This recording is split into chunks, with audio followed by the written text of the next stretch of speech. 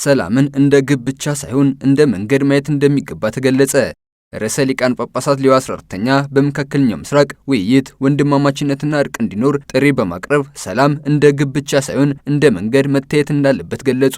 ቅዱስነታቸው ይህን የተናገሩት በቱርክና በሊባኖስ ያደርጉት የመጀመሪያ ሐዋርያዊ ጉብኝታቸውን መጨረሳቸውን ተከትሎ ወደ ሮም ለማቅናት በቤይሩት አየር ማረፊያ በተደረገላቸው የሽኝት መርሃ ግብር ላይ ነው። ቅዱስነታቸው የ6 ቀናት ሐዋርያዊ ጉብኝታቸውን ማጠናቀቃቸውን ተከትሎ ጠላት ነን የሚሉትንም ጨምሮ መላውን መካከለኛ ምስራቅ በወንድማማችነትና የሰላም ቁርጠኝነት ለማካተት ተስፋ እናደርጋለን በማለት ተናግረዋል። ርዕሰ ሊቃነ ጳጳሳት ሌዮ 14ኛ የትጥቅ ትግል ምንም አይነት ሰላም እንደማያመጣ ማወቅ አለብን። የጦር መሳሪያዎች አውዳሚ ሲሆኑ ድርድር፣ ሽምግልናና ውይይት ገንቢ በመሆኑ ሰላምን እንደ ግብ ብቻ ሳይሆን እንደ መንገድም ማየት አለብን ብለዋል። ቅዱስነታቸው ሊባኖስ አገር ብቻ ሳትሆን መልእክትም ናት በማለት ይህን እውን እንዲሆን በጋራ ተስፋ እናደርግና እንስራ በማለት ተናግረዋል። ቅዱስነታቸው የሽኝት ሰላምታቸውን በአሁኑ ጊዜ በጦርነት ውስጥ በመሆናቸው ሊጎበኟቸው ላልቻሏቸው የሊባኖስ አካባቢዎችም መስጠታቸውን ቫቲካን ኒውስ ዘግቧል።